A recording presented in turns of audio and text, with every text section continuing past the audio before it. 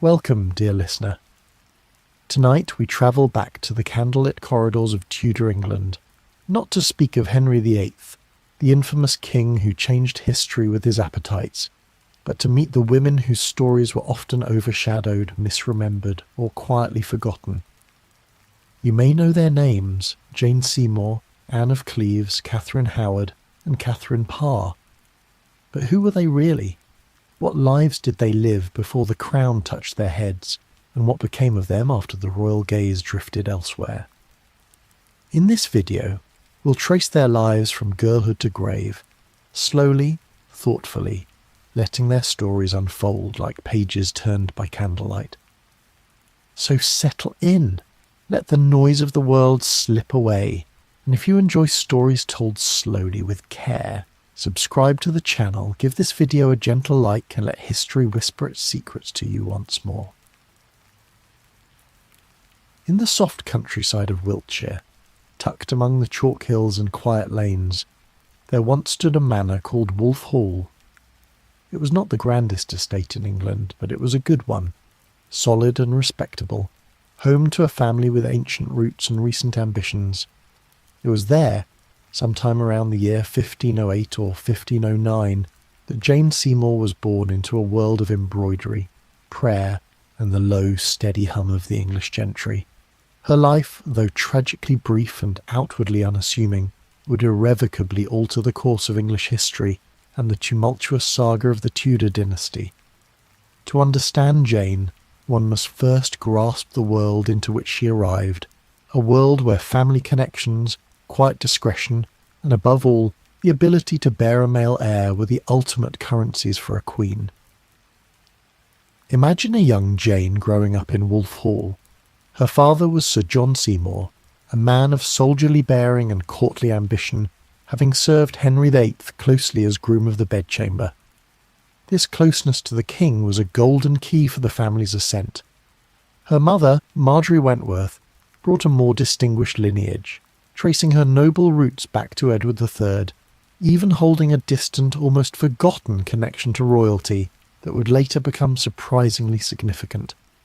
And then there were her siblings Edward, the eldest, a man whose ambition would one day shake England, and Thomas, charming but reckless, a brother who would also rise and fall with breathtaking speed.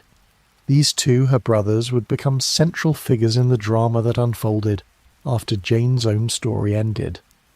Unlike the more celebrated intellectuals of her era, Jane's education was precisely what was expected of a gentlewoman of her time. No Greek or Latin for her, no philosophical debates. Instead, her days were filled with the practical rhythms of household management, the precise stitches of embroidery, the whir of the spinning wheel, the careful calculations of daily provisions. She learned to read and write, of course, but her surviving letters reveal a straightforward, unadorned style, devoid of flourish. She wasn't known for a soaring soprano like Anne Boleyn, nor for the sharp intellectual wit that defined Catherine of Aragon. Instead, chroniclers consistently described her as quiet, pale-skinned with fair hair and possessing an unassuming, almost shy demeanour. She was often praised for her gentleness, her meekness, her submissiveness, and in the eyes of a court weary of Henry VIII's passionate, turbulent marital sagas, that very gentleness would, in a twist of fate, become her greatest strength. It was this outward tranquillity that would paint her as the mild queen, a stark and deliberate contrast to the perceived fire and ambition of her predecessors. By the late 1520s, as was customary for young women of her standing, Jane embarked on her journey to the glittering heart of England, the royal court. Her first service was as a lady-in-waiting to Queen Catherine of Aragon. This was a world of bewildering contrasts shimmering with music, laughter, and chivalric display, yet simultaneously a dangerous crucible of ruthless ambition, simmering jealousy, and the relentless machinery of political intrigue. For a young woman, it was a place where fortunes could be made or lost in a single glance. Jane, however, seemed to glide through it all with remarkable discretion. She learned early to keep her counsel, to observe more than she spoke, and to cultivate an aura of quiet competence. When the seismic shift of the early 1530s began, as Henry VIII's desperate quest for an annulment from Catherine reached its fever pitch and Anne Boleyn ascended with dizzying speed, Jane quietly transitioned into Anne's service. This was a common pragmatic move for ladies-in-waiting. Their loyalty was often directed towards the Queen's office, irrespective of the woman who held it. This period of quiet observation proved invaluable. Jane watched Catherine's stoic, heartbreaking fall from grace. She then witnessed Anne's meteoric, dazzling yet ultimately precarious rise. She absorbed the unspoken rules of survival in a volatile court, lessons that would serve her well in the perilous years to come. Anne Boleyn was, in almost every discernible way, Jane's opposite. Dark-haired, vivacious, intellectually sharp, fluent in French, and renowned for a captivating charm, Anne embodied a new, bold ideal of courtly allure. But where Anne's star soared with astonishing speed, she also, perhaps inevitably, made powerful enemies just as quickly.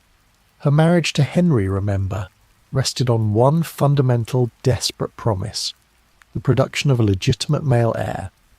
Her failure to deliver a healthy son, coupled with 2 miscarriages and the birth of Princess Elizabeth, who, though bright and healthy, was not the longed-for boy, relentlessly gnawed at the very foundation of her power. By late 1535, Anne's star had begun its irreversible descent, hastened by the king's growing impatience and inevitably his wandering eye. It was at this critical juncture that Henry's gaze, notoriously fickle, finally settled upon the seemingly placid figure of Jane Seymour. The contrast between Anne and Jane was not lost on Henry, nor on his keenly observant courtiers. Jane, modest, outwardly submissive, undeniably English in her sensibilities, and above all, seemingly silent and placid, appeared to offer the king peace and domestic tranquillity, a stark balm to the storms of passion, ambition, and political upheaval that Anne had brought.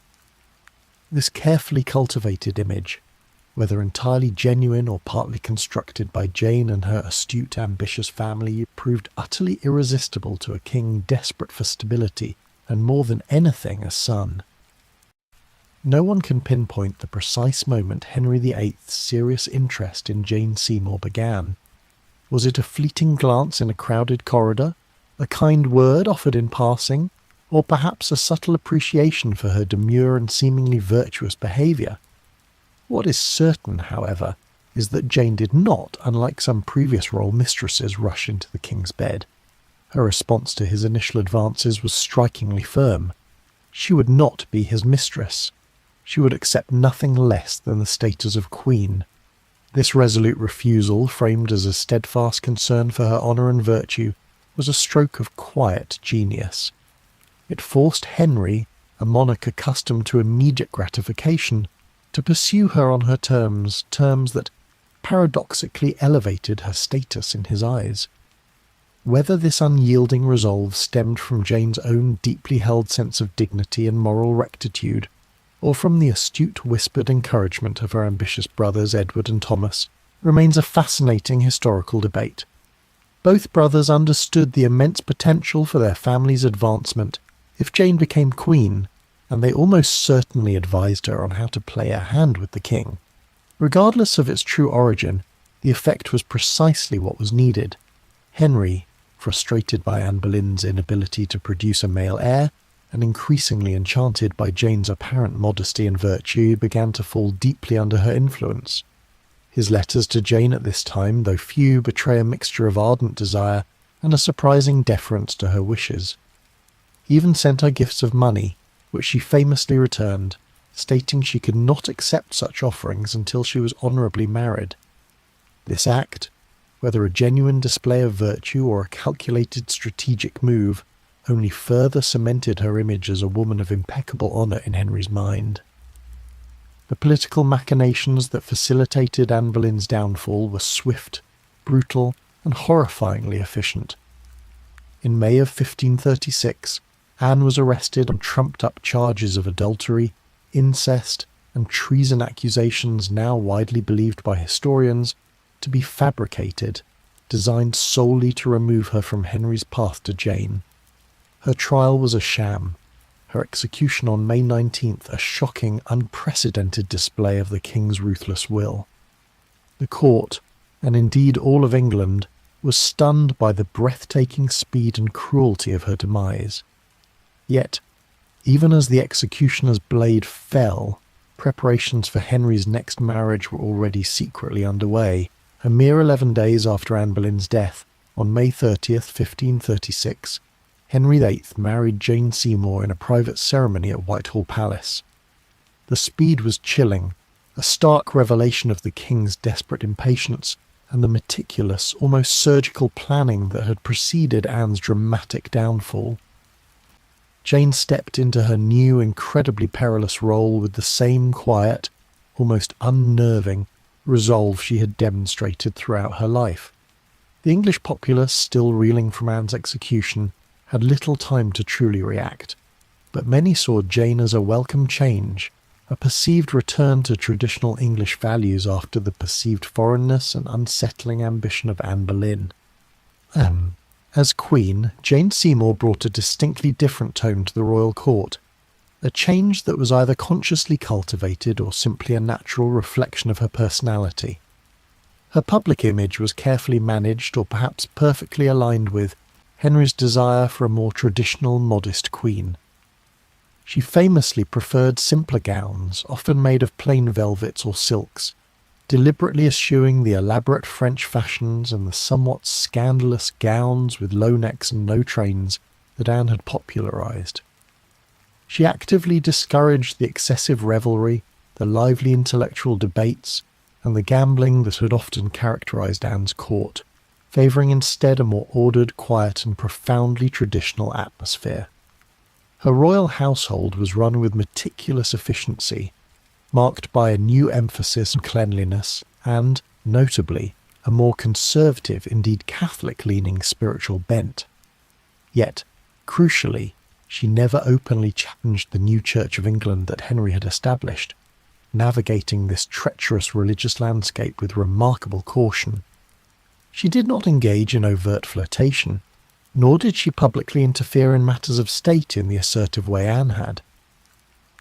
And yet, despite this outward projection of quiet submission, Jane was not entirely passive. One of her earliest and most significant actions as queen was her deliberate and careful effort to reconcile the king with his eldest daughter, Mary. Mary, the steadfast daughter of Catherine of Aragon, had suffered years of emotional torment and isolation, declared illegitimate and banished from court during Anne Boleyn's reign. Jane, perhaps genuinely moved by Mary's plight, and certainly advised by her own family and the powerful conservative factions at court, used her quiet influence to mend this bitter, painful rift. Her intervention, characterised by careful maternal appeals to Henry's conscience and a demonstration of genuine sympathy, helped bring Mary back into her father's favour, eventually allowing her to acknowledge the king's supremacy and resume her place at court, albeit still officially illegitimate in the king's eyes. This was a profoundly political act, deftly wrapped in a deeply personal, compassionate gesture, revealing a woman perhaps more astute and quietly influential than her demure exterior suggested. However, her attempts to influence the king were not always successful, nor were they always met with the gentle understanding she might have hoped for. In October 1536, when widespread rebellion flared in the north of England, a momentous uprising known as the Pilgrimage of Grace, fueled by popular opposition to Henry's dissolution of the monasteries and his sweeping religious reforms, Jane dared to speak. Driven by a genuine concern for her subjects, or perhaps prompted by the powerful conservative religious advisers who saw her as an ally, she knelt before Henry, visibly pregnant, and pleaded with him to show mercy to the rebels, to listen to the grievances of his people. His response was swift, sharp, and even cruelly memorable. He reminded her, in no uncertain terms, what had happened to the last queen, who dared to question him and interfere in matters of state. The thinly veiled threat of Anne Boleyn's gruesome fate hung heavy in the air. Jane never brought up the subject again. This incident underscores the perilous precariousness of her position, even as queen, and the stark limits of her influence, particularly when it touched upon Henry's absolute unyielding authority. Then, in early 1537, the court held its collective breath. Jane Seymour became pregnant. This was the moment for which Henry VIII had plunged England into religious schism, executed his second wife, and overturned centuries of tradition. Henry was aging, now in his mid-40s, and still without a legitimate healthy son. The pressure on Jane was immense, a burden that no other queen had been able to bear successfully. Jane, for her part, was remarkably cautious throughout her pregnancy, carefully withdrawing from public life and avoiding stress, undoubtedly advised by the royal physicians who understood the immense stakes. The entire country waited with bated breath, prayers offered in every church for the safe delivery of a male heir. On the 12th day of October 1537, at Hampton Court Palace, after a protracted and agonising labour that reportedly lasted 2 days and 3 nights, Jane Seymour finally gave birth. It was a boy, a prince, the long-awaited, desperately prayed-for heir to the Tudor throne. He was christened Edward, a name chosen for Henry's beloved Anglo-Saxon ancestor, Edward the Confessor, a symbol of ancient English lineage and legitimacy. The kingdom erupted in an outpouring of unparalleled joy and profound relief. Bonfires were lit across the land, church bells rang continuously for days, and celebratory feasts were held in every village and town. Henry VIII, famously stoic in public, was utterly overcome by emotion. He wept tears of profound gratitude and triumphant vindication. Jane had accomplished what 2 previous wives had failed to do. What all of England yearned for, she had given him a legitimate, healthy son, securing the Tudor dynasty for the next generation. For this, she was unequivocally his true wife, the one who had finally fulfilled her supreme royal duty. But even as the realm celebrated, dark shadows gathered around Jane. Childbirth in the 16th century was an incredibly perilous undertaking, remaining a leading cause of death for women. The medical knowledge of the day was rudimentary at best, and doctors could do little when complications arose, particularly infections. Jane fell gravely ill almost immediately after Edward's birth. A fever took hold, almost certainly puerperal fever, also known as childbed fever, an insidious, often fatal bacterial infection, commonly contracted during unsanitary delivery practices. For 12 agonizing days she lingered, pale and sweating, her body racked by relentless infection, while priests murmured prayers for her recovery, and Henry paced in his chambers, torn between elation for his newborn son and despair for his dying wife. On October 24th, 1537, Jane Seymour died at Hampton Court Palace, less than 2 weeks after giving birth. She was not yet 30 years old, her life cut tragically short at the very moment of her greatest triumph, her purpose seemingly fulfilled. Henry VIII was reportedly inconsolable at Jane's death. This grief was undoubtedly genuine, mingled with the profound satisfaction of finally having a son, a legacy secured. He ordered an elaborate queen's funeral, the first and only of his 6 wives to receive such a grand state burial, a powerful testament to her unique status as the mother of the heir. Her body was transported by barge in a solemn, majestic procession down the River Thames to Windsor, where she was interred in St. George's Chapel within Windsor Castle. Years later, when Henry VIII himself died in 1547, he explicitly directed in his will that he be laid beside her. Not Catherine, the steadfast queen of his youth, whose piety and endurance defied him. Not Anne, the passionate love of his middle years, whose spirited intellect both charmed and ultimately doomed her. Nor any of his subsequent wives. Just Jane. This deliberate choice, a final act of devotion, speaks volumes about her unique and enduring place in his heart and mind. a place solidified by her ultimate gift to him. Her death, however, far from being an end, marked a crucial turning point for Henry and the entire kingdom.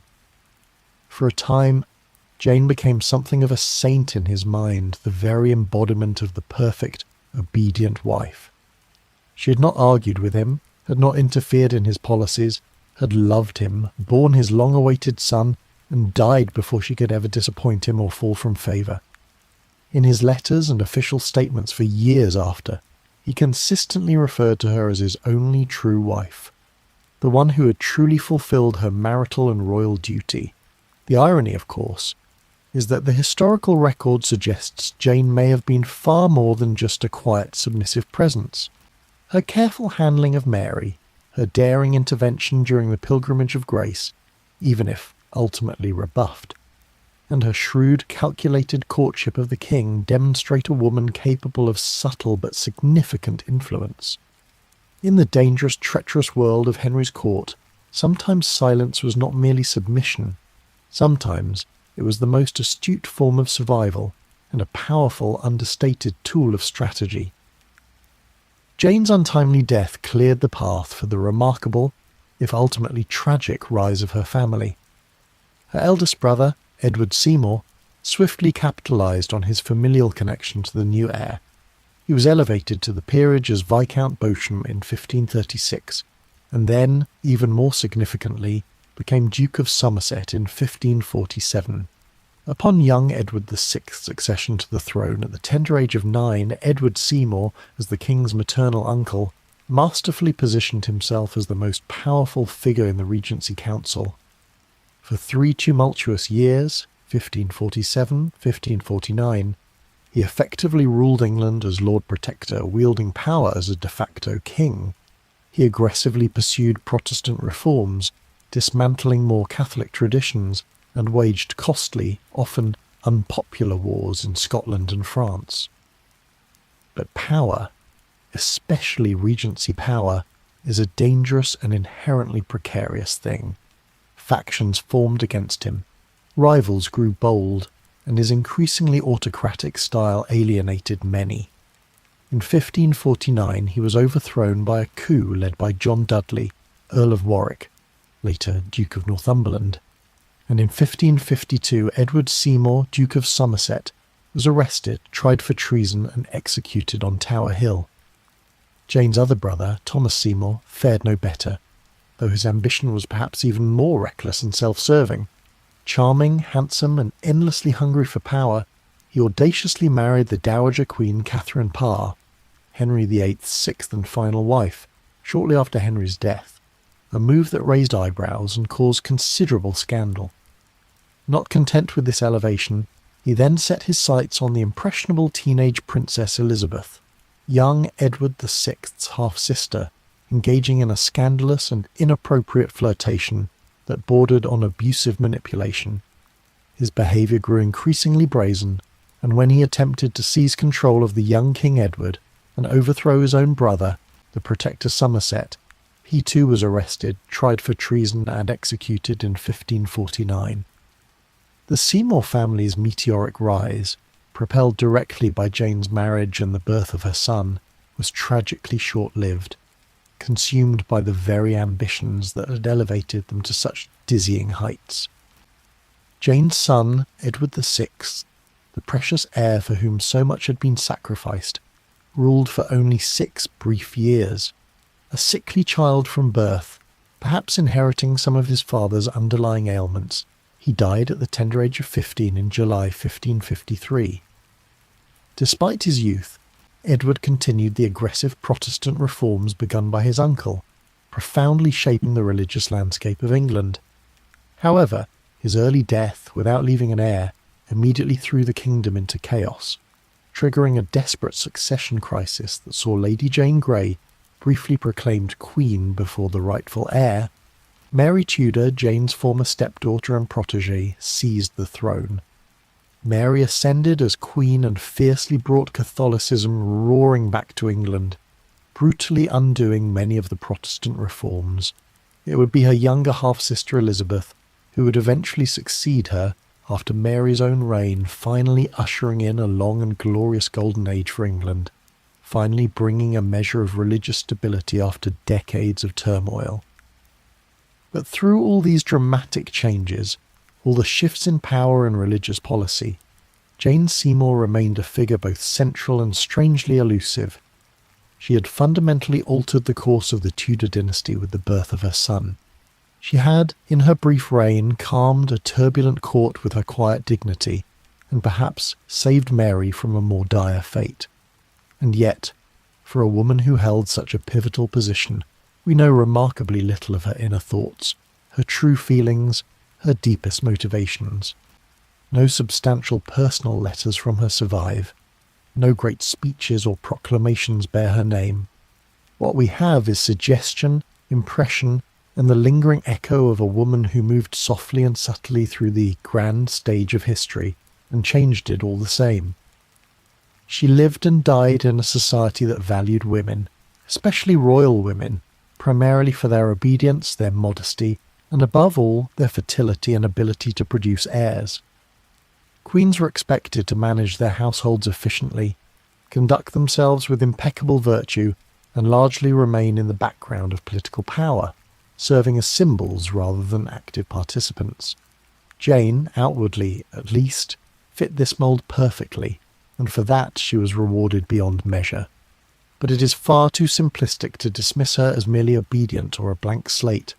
She negotiated, she reconciled, she asserted herself when it truly mattered, and in her own quiet, strategic way, she endured and achieved her ultimate goal. In the perilous, constantly shifting world of Henry's court, sometimes silence was not submission. Sometimes it was the shrewd, quiet calculation of survival, a form of power itself, exercised with a grace that proved ultimately devastating to those who underestimated it. Her story has been told many times across centuries, in historical accounts, romantic novels, sweeping films, and popular television dramas. She's often cast as the calm between storms, the good queen among difficult, passionate women, or the meek and mild counterpoint to the more fiery Catherine and Anne. But perhaps it is worth remembering her not solely as a contrast to others, but as a woman in her own right, defined by her own quiet strengths and the immense historical impact of her life. A daughter of Wiltshire, a beloved sister, a strategic wife, and crucially the mother of a king. A queen who gave England its long-awaited prince and gave her life in the process. In the quiet, hallowed halls of St. George's Chapel, beneath the carved stone vaults and the flickering candlelight, Jane Seymour lies beside the husband, who once called her his true love, and chose her as his final resting place. The tomb is surprisingly simple, especially compared to the grandiose monuments of other monarchs. No towering effigy, no elaborate statue, just a slab of marble with names carved in stone marking the resting place of Henry VIII and his third queen. But perhaps that simplicity is fitting, for Jane Seymour was never one for ostentation or to shout for attention. She never needed to. Her legacy spoke for itself, echoing softly through the centuries. She'd done enough. The story of Anne of Cleves begins not in the boisterous, glittering court of England, but across the North Sea, in the low-lying, orderly lands of the Rhineland. She was born on the 22nd day of September in the year 1515 in Dusseldorf, a quiet, unassuming city nestled within the Duchy of Cleves, a significant, albeit smaller power within the vast fragmented mosaic of the Holy Roman Empire. The world into which she arrived was one of sober domesticity, deeply steeped in a moderate form of Protestantism, and firmly governed by the ancient customs and conservative traditions of the old German nobility. Anne was the second daughter of John III, Duke of Cleves, a ruler known for his cautious foreign policy and his commitment to the Reformation, though he often walked a delicate line to avoid conflict with more powerful Catholic neighbours. Her mother was Maria of Jülichberg, a stern, competent and deeply pious woman who wielded quiet authority over her household. The family's standing was impressive, if not dazzling on the scale of European monarchies. They were not kings and queens, but they commanded enough power and territory to be noticed by them, particularly as religious divides began to reshape the political map of Europe. Anne's early life unfolded within the quiet, almost austere rhythm of her mother's rule. Her education was solid but decidedly provincial, focused on the practical skills deemed essential for a noblewoman in a German princely court. She was taught to sew with meticulous precision, to oversee the complex workings of a large household, and to maintain an unwavering sense of dignity and decorum. Unlike the sophisticated, often overtly charming women of the English court, Anne received no training in playing musical instruments or singing. She was not instructed in the intricate steps of courtly dancing, nor was she schooled in the art of witty banter or intellectual repartee that was so prized by Henry VIII. Her accomplishments were practical rather than dazzling. She spoke only her native German, with perhaps a smattering of French acquired not for social elegance, but for basic communication with neighbouring courts. Latin, the language of scholarship and the church, held no place in her curriculum, nor did the intricacies of poetry or classical literature. She had never once laid eyes upon the glittering, vibrant, and often cutthroat halls of a Renaissance court. She was, in countless ways, entirely unprepared for the dramatic upheaval that would soon sweep her across the sea. As she matured, her family's strategic position, sandwiched between Catholic France and the Holy Roman Empire, and leaning towards the burgeoning Protestant cause, became a matter of international interest. Her elder brother, Duke Wilhelm, had now inherited the rule of Cleves, Jülich, and Berg. His commitment to Protestantism, even a moderate form, made him a figure of concern to Catholic monarchs, but a potential ally for England. At this very moment, Henry VIII found himself in a peculiar predicament. Divorced from his first wife, Catherine of Aragon, tragically widowed from his second Anne Boleyn, and critically still bereft of a living queen capable of providing him with more legitimate sons. The English crown, increasingly isolated by its break with Rome, sought a new bride. Henry needed not only a wife for personal satisfaction and dynastic security, but even more pressingly, a crucial political alliance, one that would balance the growing, formidable power of the Catholic Holy Roman Emperor Charles V and the King of France, Francis I. The Protestant Duchy of Cleves, with its strategic location and burgeoning influence, presented itself as a tempting, almost necessary option. The delicate, complex negotiations began in 1539. Henry, now nearing 50, his once athletic physique increasingly replaced by a formidable girth and a notoriously painful ulcerated leg, had already begun to look towards a new union. His brilliant but increasingly vulnerable chief minister, Thomas Cromwell, was a fervent advocate for the Cleves match. Cromwell believed that marrying into a Protestant German house would be both politically advantageous, securing England against potential Catholic aggression, and morally defensible, aligning the nation with fellow reformers. The choice eventually narrowed to two sisters, Anne and her younger sibling Amelia. To aid the king in his decision, the celebrated court painter, Hans Holbein the Younger, was dispatched to Cleves with the delicate and diplomatically sensitive task of painting their likenesses. Holbein, a master of realism, painted Anne's portrait with careful diplomacy, depicting her features faithfully, yet perhaps with a subtle softening that hinted at charm. Her features were regular, her expression soft, her complexion fair. The portrait, a crucial piece of propaganda, pleased the king immensely. He saw in it a woman he believed he could love. And so, with the stroke of a pen and a king's hasty approval, the arrangement was made. Anne, with a retinue of German servants and a future she could barely fathom, would sail to England and become Henry VIII's fourth wife. She arrived in England in late 1539, having endured a gruelling winter journey by land and sea, weary and undoubtedly apprehensive, yet utterly unaware of the anxious stirrings and frantic whispers already rippling through the English court. Henry, ever the romantic, at least in his own mind, and despite his formidable size, insisted on meeting his prospective bride in disguise, a scene ripped straight from the tales of courtly love and chivalric romance that he so adored. He entered her chambers in Rochester, dressed plainly, hoping to surprise her, to capture her heart with a spontaneous display of affection. But Anne, raised in a world devoid of such courtly theatricality, did not recognise him. Worse, from Henry's perspective, she barely acknowledged him at all. She offered him no flattery, no swoon of feigned delight, no poetic declaration of admiration, just a polite if bewildered German courtesy. Her reaction was perhaps one of genuine confusion, not deliberate slight, but Henry was not accustomed to being anything less than instantly adored.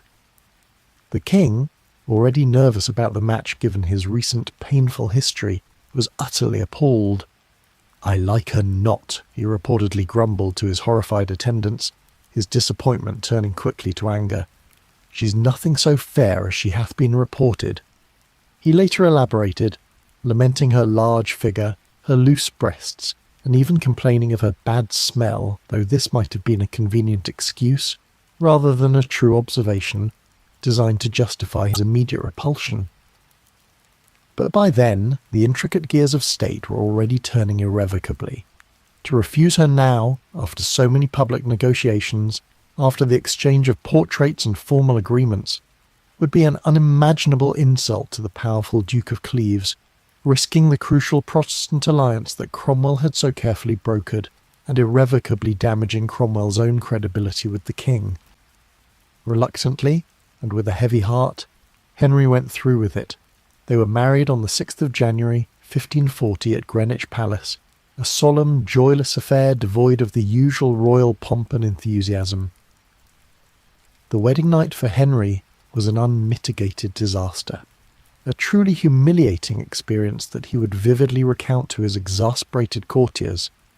He found her not only unattractive, but, in his exaggerated complaints, claimed she had an unpleasant body odour, sagging breasts, and was, in his memorable and cruel words, nothing so fair as had been reported. He famously confided to his physician and ministers that he could not consummate the marriage, and, more damningly, had no desire to even try. "I liked her before not well," he muttered with bitter resignation, "but now I like her much worse." His aversion was physical, immediate, and apparently insurmountable. Anne, for her part, remained utterly silent. It is unclear how much she truly understood of the catastrophic events unfolding around her. Her grasp of English was rudimentary at best, and she had no trusted allies at court who could explain the king's sudden, bewildering coldness. She was confused by his distant demeanour, by his obvious avoidance of her, and perhaps too modest or too constrained by her upbringing to directly ask why he avoided her bed. She was a woman adrift in a foreign land, utterly dependent on a husband who openly disdained her. Within a mere 6 months, the marriage was effectively over. The reason publicly given for the annulment was a pre-contract, a long-forgotten, vaguely formal betrothal between Anne and a former noble suitor, Francis of Lorraine, made when she was a child. This provided Henry with a convenient if flimsy legal loophole. The union, declared unconsummated, which Henry vehemently testified to, was officially dissolved in July 1540. The Convocation of Canterbury obligingly ruled the marriage invalid, satisfying Henry's conscience and his immediate desires.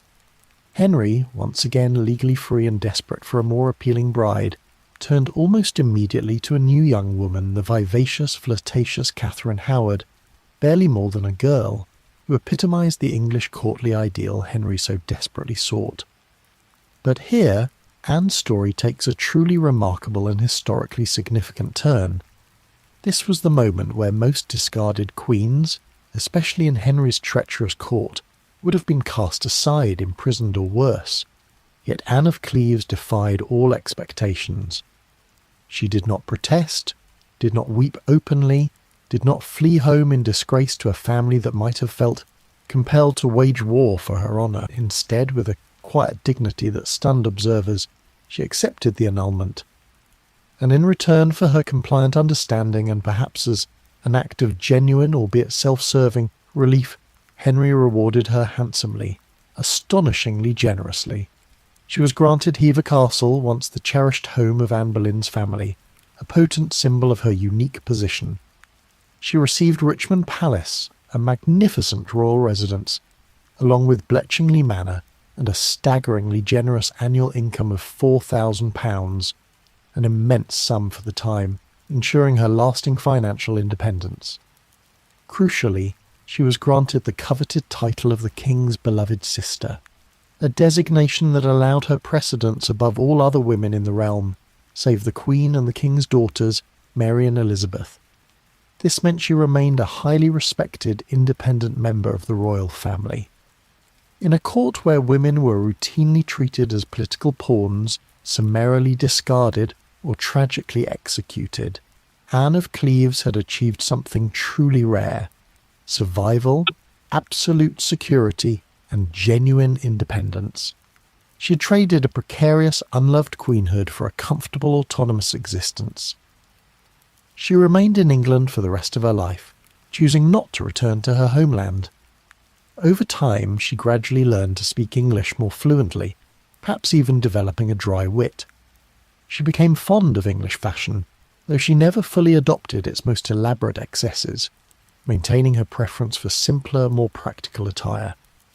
She kept a small, meticulously neat household, a reflection of her disciplined upbringing, and was known for her consistently good nature, her unwavering modesty, and her warm, genuinely affectionate demeanour toward the royal children, Edward, Mary, and Elizabeth, who seemed to have genuinely liked and respected her.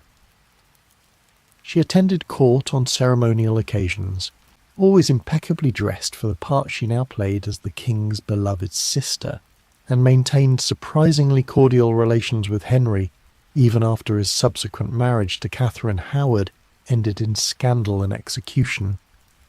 When he married his sixth and final wife, the shrewd and compassionate Catherine Parr, Anne was invited back to court and became a welcome presence.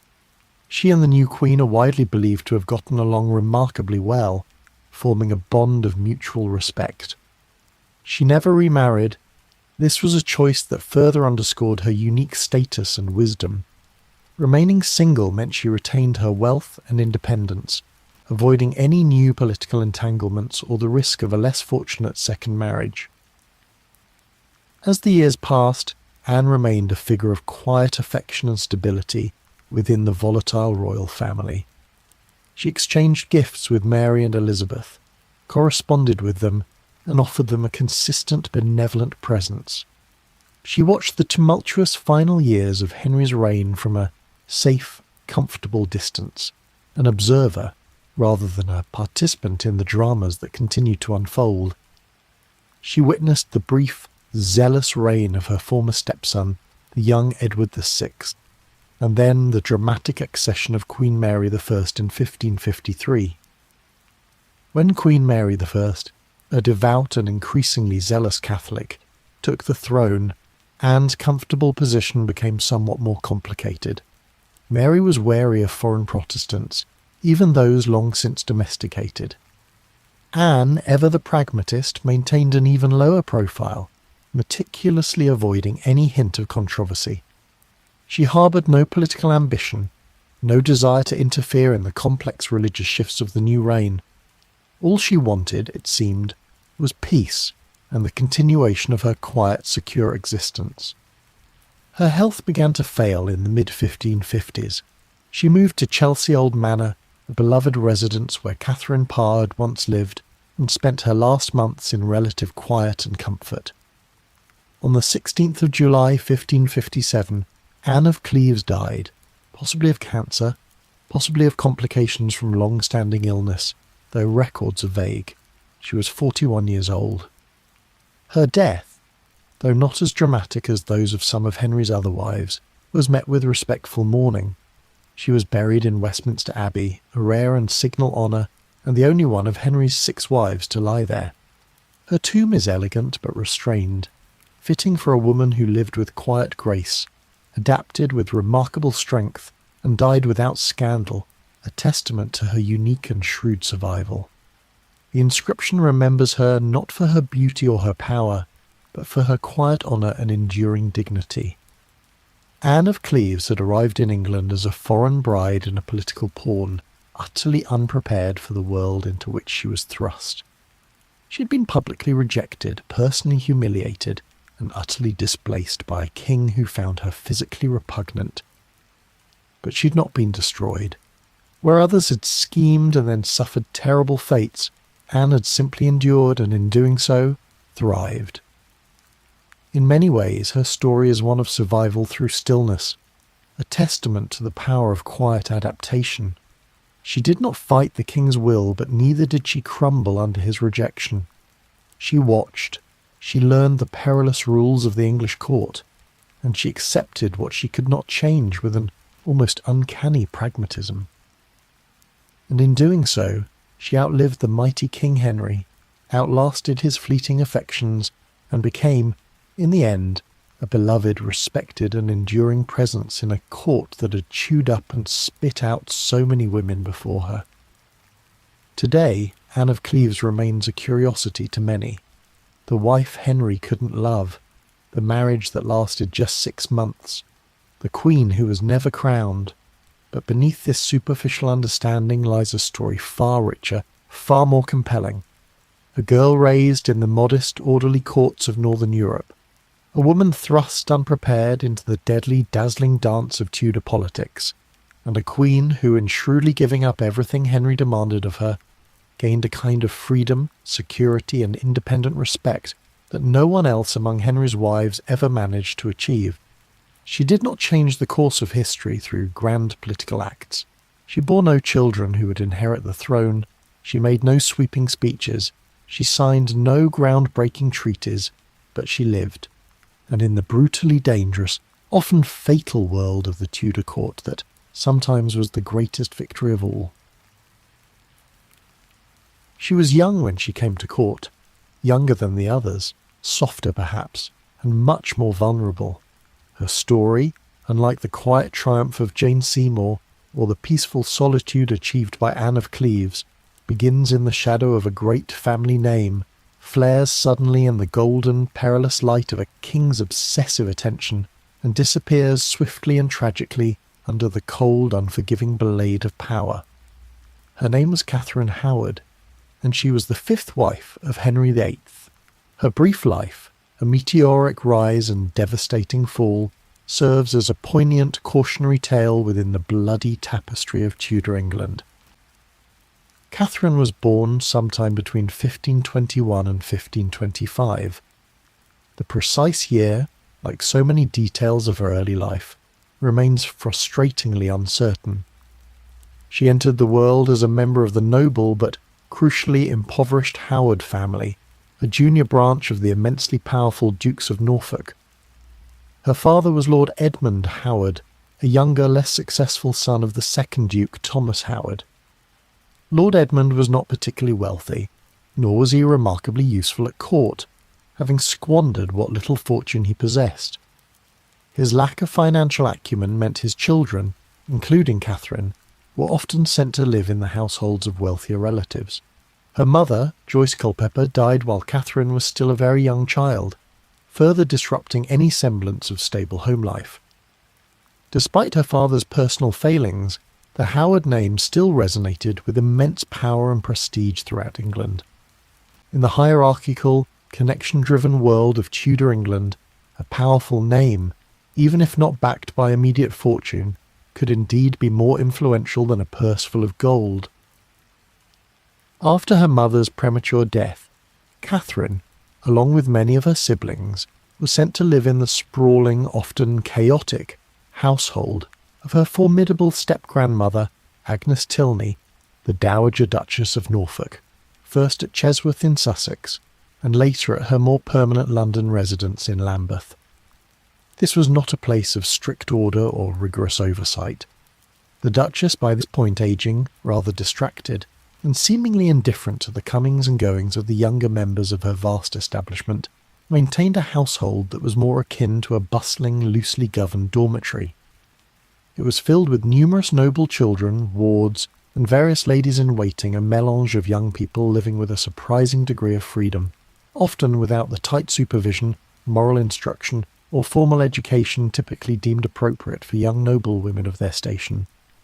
In this strange, half-regulated, almost unsupervised world, Catherine undoubtedly learned the social graces necessary to navigate courtly society, how to dress, how to comport herself, how to converse. But crucially, she also learned things best left unknown, lessons that would return to haunt her with devastating consequences. She shared a dormitory-style chamber with other young women, a communal space where privacy was a luxury rarely afforded. Laughter and girlish whispers might have filled the air at night, but alongside them were more secretive sounds, the hushed murmurs of burgeoning romantic encounters. Catherine, like many of the other impressionable young women under the Duchess's lax supervision, engaged in flirtations and clandestine romantic encounters. One man in particular, Henry Mannix, a music teacher employed in the Duchess's household, grew alarmingly close to her. Their relationship, while perhaps initially innocent, quickly progressed beyond mere flirtation. Later she became involved with Francis Derham, a secretary within the Duchess's household. Derham was an ambitious young man, seemingly devoid of much restraint or discretion, and their relationship appears to have been far more than just a casual dalliance. It was explicitly physical. He reportedly addressed her as his betrothed, and she, in turn, referred to him as her husband, a term that carried significant legal weight in an age where pre-contracts, even unwritten ones, could invalidate later marriages. But for reasons unknown, perhaps due to financial instability or the Duchess's eventual discovery and removal of Derham, no formal wedding ever came to pass, leaving Catherine vulnerable to the perilous legalities of a broken promise. In almost any other world, these youthful mistakes, born of neglect and inexperience, might have simply passed unnoticed, or been quietly dismissed as youthful indiscretions. But Catherine Howard did not belong to a world where such mistakes were forgiven, or indeed forgotten. Not once the king, the formidable Henry VIII, turned his powerful, scrutinizing gaze her way. She came to court sometime in late 1539 or early 1540, gaining a coveted position as a maid of honour to Anne of Cleves, the king's fourth wife.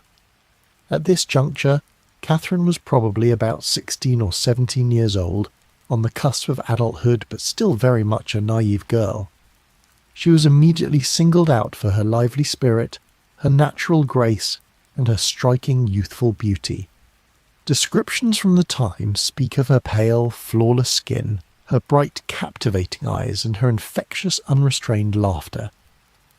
And Henry, aging rapidly, increasingly burdened by a notoriously painful, ulcerated leg, and profoundly disappointed in his most recent marriage to the demure Anne of Cleves, noticed her almost immediately. He was nearing 50, his once athletic physique now a monumental bulk, his health in steep decline.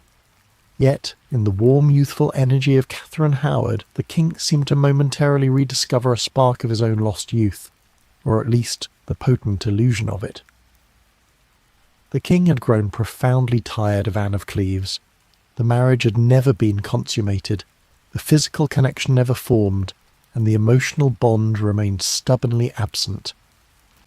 In the vibrant, dazzling presence of Catherine Howard, Henry found a compelling contrast. Within mere months of Anne's arrival in England, Henry began to aggressively pursue an annulment. By July 1540, that inconvenient marriage was summarily dissolved. A mere 16 days later, on July 28, 1540, Henry married Catherine in a quiet ceremony at Oatlands Palace. The speed of this union, coming so swiftly after Anne's departure, speaks volumes about Henry's desperate desire for a renewed connection and perhaps a last hope for a healthy male heir from a woman he found physically attractive. She became queen at roughly 17 years old. Henry, her husband and king, was nearly 50. His leg ulcer was worsening, a constant source of pain and infection. His weight had ballooned to an immense size, making movement difficult. He needed help dressing, walking, and often even standing. Yet he was the king, an absolute monarch whose will was law. And to Catherine, fresh from the relative neglect of her grandmother's household, the allure of the crown, the glittering jewels, and the absolute power that came with queenship shone far too brightly to resist. At first she embraced her new elevated role with boundless youthful joy.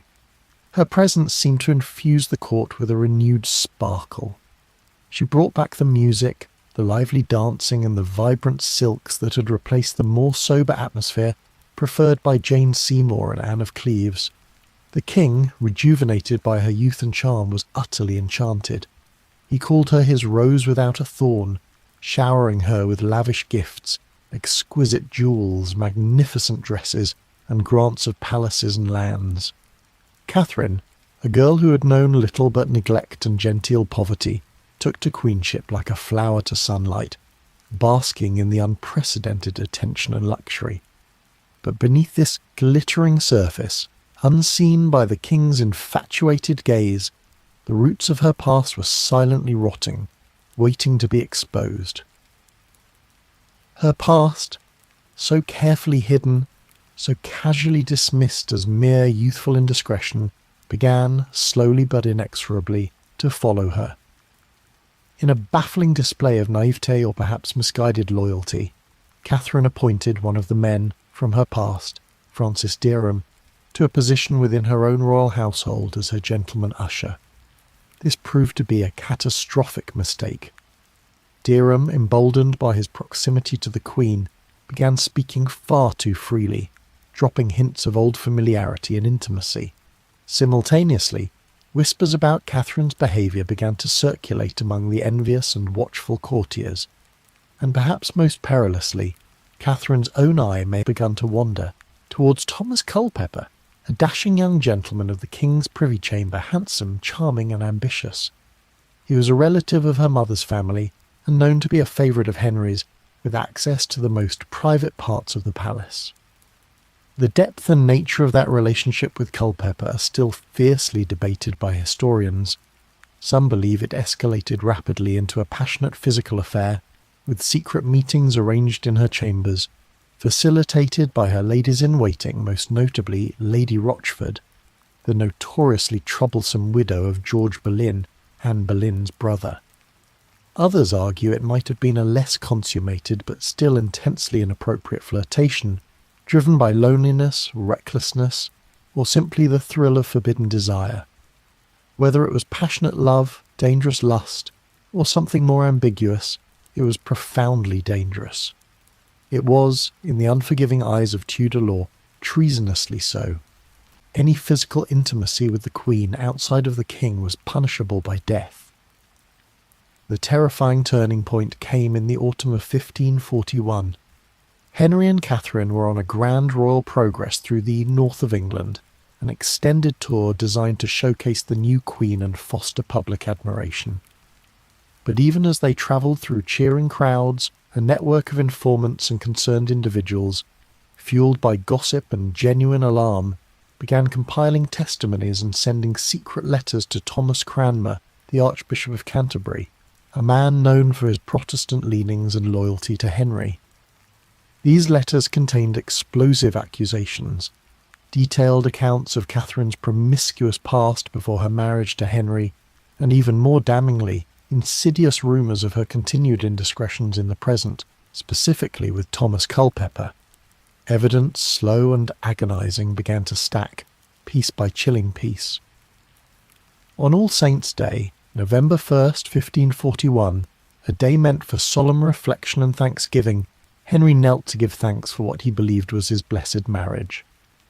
As he did so, Archbishop Cranmer, with immense trepidation, placed a letter into his hands. It contained meticulously gathered accusations against Catherine. The king initially was utterly devastated. At first, he vehemently refused to believe the shocking claims. Then, as the evidence mounted and the full horror of the betrayal sank in, he erupted in a furious, terrifying rage, a familiar, dangerous temper, and finally, When the initial fury subsided, he reportedly dissolved into heartbroken tears. The rose without a thorn was revealed to be deeply flawed, her past a betrayal of his trust, her present a threat to his honour and the succession. Catherine was immediately placed under strict guard in her chambers at Hampton Court. She was not told why.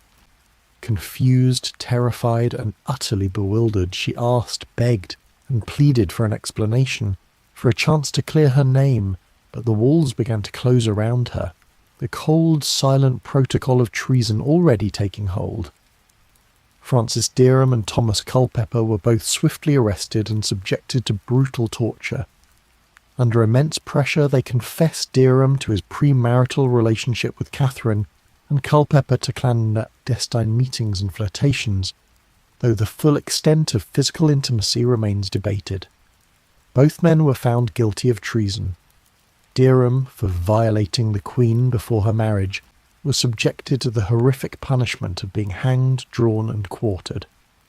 Culpeper, for treasonous adultery, was granted the mercy of a simple beheading, a sign of his higher social standing and the king's residual affection. Their fates were grisly precursors to Catherine's own. Catherine's fate was sealed. On February 11th, 1542, a bill of attainder was passed against her by Parliament. This meant she would be executed without a formal trial, deemed guilty by Parliamentary Act, a swift and terrifying legal instrument. She was removed from Hampton Court and taken by barge to the dreaded Tower of London, its ominous walls signalling the end. The night before her death, perhaps driven by macabre practicality or a desperate desire to face her end with dignity, she is famously said to have practiced placing her head upon the chopping block. Some accounts even claim she specifically asked for the actual block to be brought to her cell. Whether this particular detail is true or apocryphal, a dramatic embellishment, it lingers in history, a haunting, tragic image of a young woman confronting her inescapable doom. On the chilly morning of February 13th, 1542, at just 18 or 19 years old, Catherine Howard was led to Tower Green, the same solemn patch of grass where her ill-fated cousin, Anne Boleyn, had died 6 years earlier. She ascended the scaffold, made a brief, subdued speech acknowledging her past indiscretions and appealing for mercy, and then, with perhaps a final flicker of the youthful courage that had once captivated, the king laid her head upon the block. The executioner's axe fell swiftly. She was buried quickly, without much ceremony, beside Anne Boleyn in the chapel of St. Peter ad Vincula, a quiet, unadorned church inside the tower's formidable walls, a silent resting place for the executed queens of England. Her story faded quickly from the king's lips. He did not speak her name again, or if he did, it was in bitter condemnation. Her memory was quietly but definitively erased from court, a deliberate act of historical revision. And yet, she remains, a haunting echo in every tragedy that followed, a testament to the ruthless unpredictability of Henry VIII's court. A girl too young, perhaps too joyful, certainly too unaware of the intricate dangers surrounding her, a pawn of her ambitious family, a victim of the king's aging vanity and desperate desire for youth, and perhaps a reckless heart caught in a world too cruel for genuine tenderness or youthful error. In the end, Catherine Howard was not, as some historical narratives have painted her, a cunning seductress or a malicious schemer. She was, fundamentally, a teenager, raised in a household utterly devoid of proper supervision and moral guidance, thrust with breathtaking speed into a position of immense power she was ill-equipped to handle, burdened with a crown that she saw only as a glittering prize, and ultimately crushed by the unbearable weight of its expectations and the unforgiving gaze of the king. History often remembers her solely for her gruesome death, rather than for the brief, vibrant spark of her life, for her terrible mistakes rather than for her youthful laughter. But if you listen carefully, in the quiet chambers of Lambeth where her formative years were shaped, or in the silent, cold stones of the tower where she met her end, you might still hear her, a young woman who smiled too brightly, danced too freely, and loved too openly in a world that had no patience, no mercy for any of it. She died alone, publicly disgraced, but her story, a powerful cautionary tale of youth, ambition, and the perils of power, remains indelibly etched in the memory of history. By the time she became a queen, she'd already been a wife twice over, navigated the treacherous waters of widowhood, and understood the quiet fear that settled on every woman of her class, the relentless expectation to marry, produce children, and survive the perils of childbirth. Catherine Parr did not come to Henry VIII with rose-coloured dreams or the youthful illusions that had clouded the judgment of others. She arrived with the undeniable weight of experience, with a grace honed by personal loss, with a formidable mind sharpened by intellectual pursuits and a deep understanding of human nature, forged in the crucible of hardship. And though she would become the last of the 6 wives, her story stands apart. She was not a child bride thrust into a world beyond her years. She was not a foreigner, adrift in an alien court. She was not a mere courtly pawn, manipulated by ambitious relatives. Catherine Parr was a woman fully formed, mature, and remarkably self-possessed. And when the crown, with all its burdens and dangers, found her, she wore it with an inherent dignity, not with a deluded sense of endless triumph. She was born in 1512, in the quiet ancient halls of Kendal Castle, nestled in the picturesque county of Westmoreland. She was the eldest daughter of Sir Thomas Parr of Kendal, a courtier and comptroller of the household to Henry VIII, a man of respected lineage and service. Her mother was Maud Green, a woman of remarkable intelligence and influence in her own right.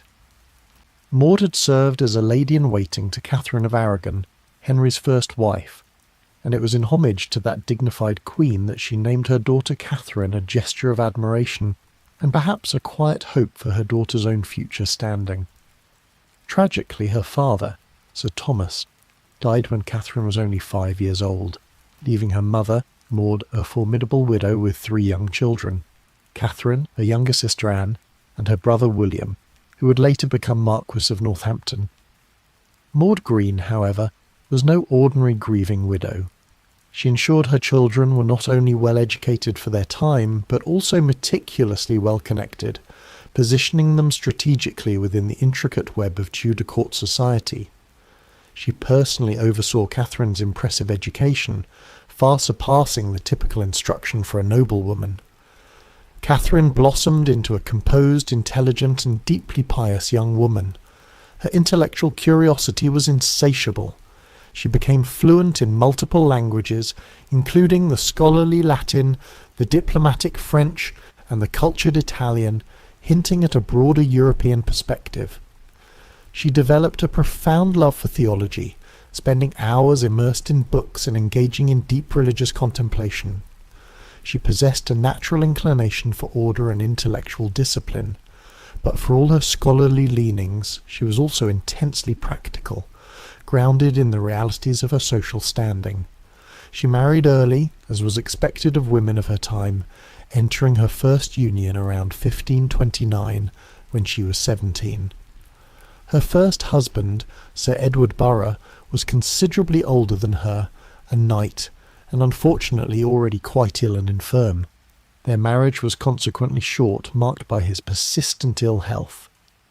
He died around 1533, when Catherine was still in her early 20s, leaving her a widow, still young, but now with an initial taste of the fragility of life and the transience of marital bonds.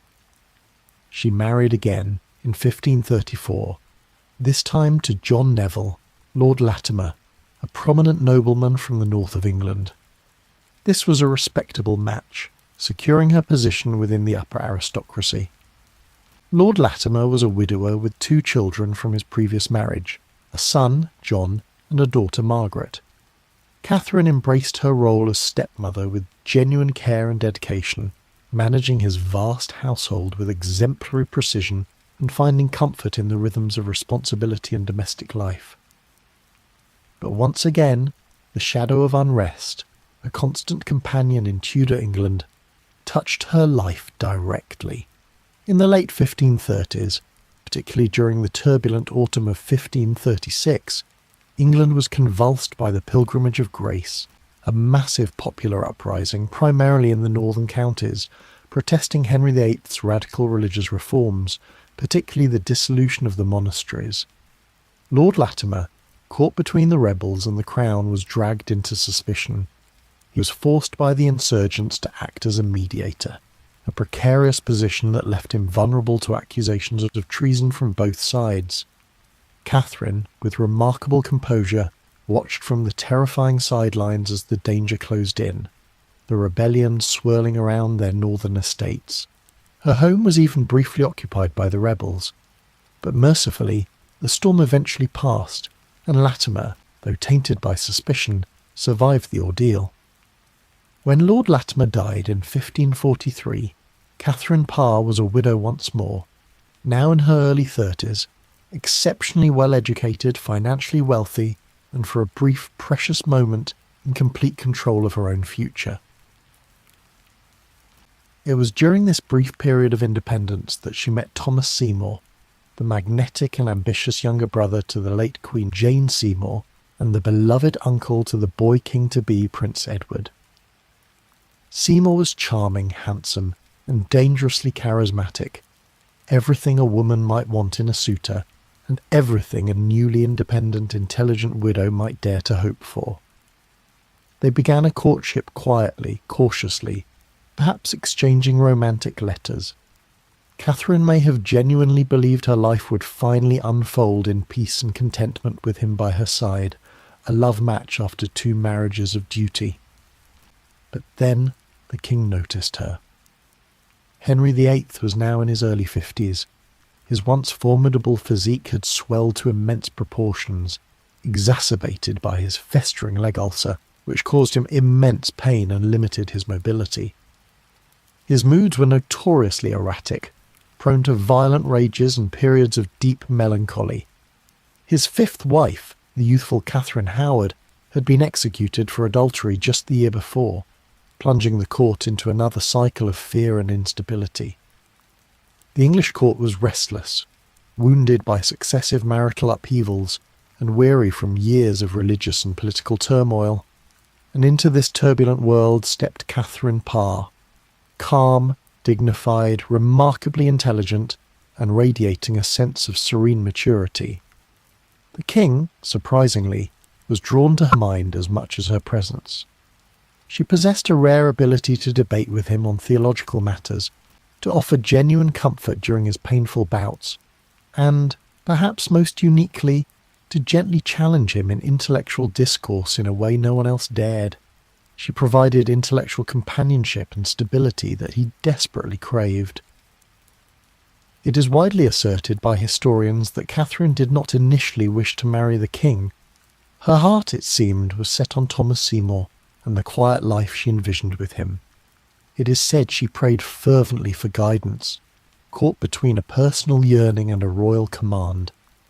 But in Tudor England, for a woman of her status, a direct refusal to a king's overture was an act of unthinkable defiance, a political impossibility, and potentially a death sentence.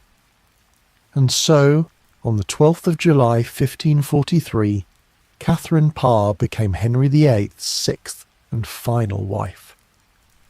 She was 31 years old. The king, a colossus of a man in both body and power, was 52. Catherine embraced her new, perilous role with remarkable poise and quiet determination. She became not just a queen consort, but swiftly transformed into a compassionate nurse for the ailing Henry, a dedicated teacher to his children, a wise counsellor in spiritual matters, and an ever-present intellectual companion. She managed Henry's vast and complex royal household with exemplary order and precision, bringing a calm efficiency that had often been lacking. Crucially, she dedicated herself to ensuring that Henry's 3 children, Mary, Elizabeth and Edward, were brought closer together, fostering a sense of family that had long been fractured by their father's tumultuous marital history. In many ways, Catherine Parr became the essential glue, holding the disparate and often hostile elements of the royal Tudor family together, during its most vulnerable period. She was especially close to the highly intelligent Princess Elizabeth, the daughter of the executed Anne Boleyn. Catherine took a keen personal interest in Elizabeth's advanced education, recognizing and nurturing her sharp intellect. Under Catherine's direct influence and encouragement, Elizabeth excelled, delving deeply into languages like Latin, Greek, and French, and studying philosophy, history, and theology. The intellectual foundation for England's future formidable queen was laid in significant part by Catherine Parr, who provided both instruction and a stable, loving environment. But Catherine was not merely a caretaker or a scholarly patron. She was also a prolific writer, a passionate theologian, and most significantly a convinced religious reformist at heart, quietly aligning herself with the burgeoning Protestant movement. In 1545 she published Prayers or Meditations, a collection of religious reflections, becoming the first Queen of England to publish a book under her own name, a truly groundbreaking act. She later followed this with Lamentation of a Sinner in 1547.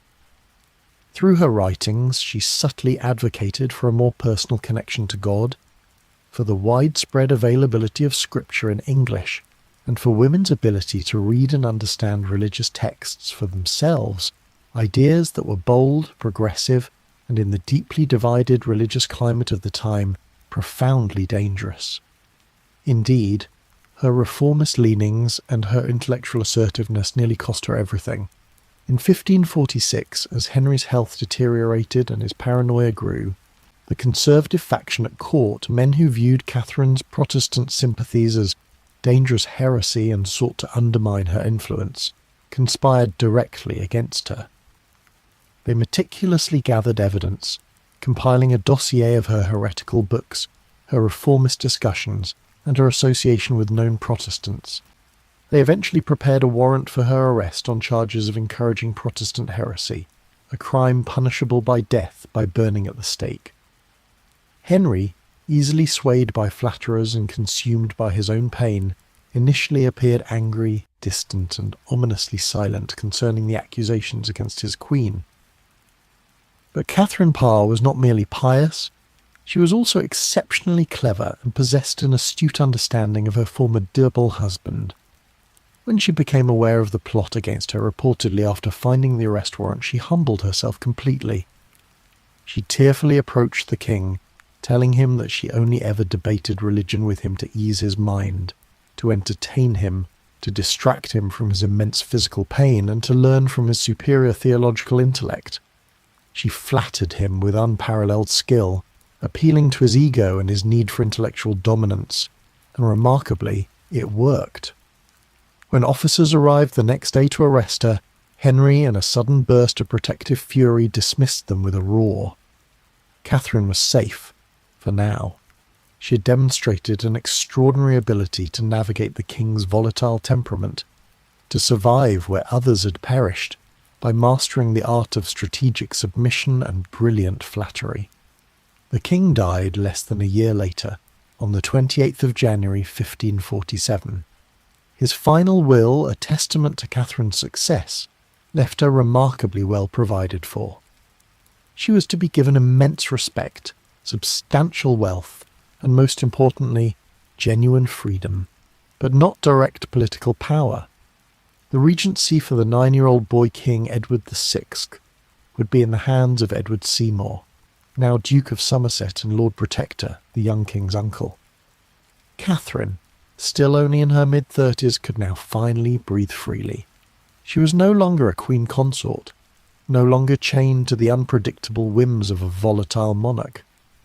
Her thoughts immediately turned back to Thomas Seymour, who had waited, impatiently, for her throughout the final tumultuous year of Henry's life, openly courting her immediately after the king's death.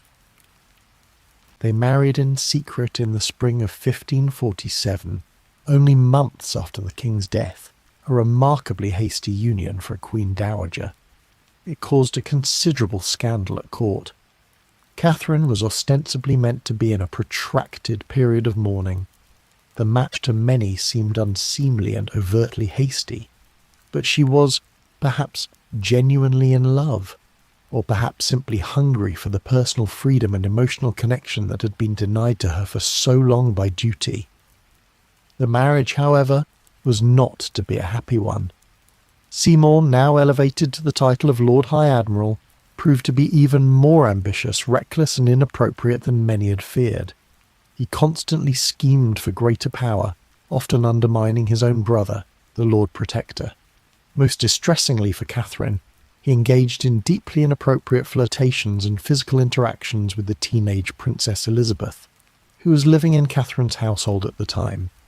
Their interactions, including Seymour entering Elizabeth's bedchamber in the mornings in his nightgown, tickling her and slapping her on the backside, would later be scrutinised as evidence of impropriety and abuse, causing Catherine immense pain and humiliation. Catherine was undoubtedly hurt, confused, and deeply suspicious of his behaviour, yet true to her nature, she remained loyal to her husband, navigating the humiliation with quiet dignity. She had been loyal all her life, a trait ingrained in her character. In early 1548, at the age of 36, Catherine became pregnant, for the first and only time in her life. The child, a daughter named Mary Seymour, was born in August of that year at Sudeley Castle, but the fleeting joy of motherhood turned quickly to profound sorrow. Catherine fell gravely ill with puerperal fever, the same deadly infection that had tragically killed Jane Seymour 11 years earlier. For days she burned with an uncontrollable fever, drifting in and out of lucidity, her powerful intellect consumed by delirium. On the 5th of September 1548, Catherine Parr died at Sudeley Castle, her short-lived personal happiness brutally cut short. She was buried there, quickly and quietly, in the chapel on the castle grounds, becoming the only English queen to be buried on private property rather than in a royal mausoleum. Her tomb was subsequently lost for centuries, its location forgotten amidst the ruins of the English Civil War. It was remarkably rediscovered in the 18th century, her body found to be astonishingly well preserved. Eventually, in the 20th century, it was reinterred with the respect she deserved, and a new tomb was constructed, one that acknowledged her unique role, her enduring dignity, and her quiet, unyielding strength. Her daughter, Mary Seymour, the only child of Catherine Parr, tragically vanished from the historical record before her second birthday. It is widely believed she died in childhood, orphaned by her mother's death and her father's subsequent execution for treason in 1549, lost to the unforgiving neglect of the Tudor court. Catherine Parr's life, unlike the dramatic tragedies and public scandals of some of Henry's other wives, was defined by endurance, wisdom, and thoughtful reform. She survived Henry VIII not by hiding or by being passive, but by speaking carefully, acting wisely, and knowing precisely when to yield with strategic humility. She wrote, she taught, she healed the fractured relationships within the royal family. She held a fractured dynasty together during its most perilous transition, and for a fleeting moment she finally imagined a future for herself, a life of personal happiness beyond the suffocating confines of the crown. She is often remembered, perhaps too simplistically, as the one who survived, but she did far more than merely survive. She shaped the minds of future monarchs, particularly Elizabeth I. She held her ground against powerful enemies, even when her life hung in the balance. She left behind not just a name in a history book, but powerful ideas on faith, on women's education, on love and grief, that echoed far beyond her own death.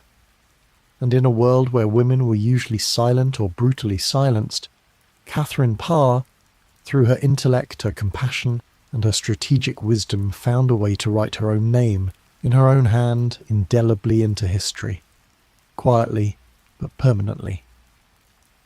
And so, the stories of the forgotten wives of Henry VIII drift into silence once more, women who lived in the shadow of a dangerous crown, who loved, lost, endured, and were too often reduced to footnotes in a king's tale. But they were more than just wives. They were daughters, thinkers, survivors. And now their names echo quietly in the halls of history, because someone, somewhere, is still listening. If this story brought you comfort, curiosity, or calm, I invite you to subscribe for more soft-spoken journeys through the past. Gently like this video if it helped you rest, reflect, or simply kept you company for a while. Until next time, sleep well, and remember, history is never as far away as it seems.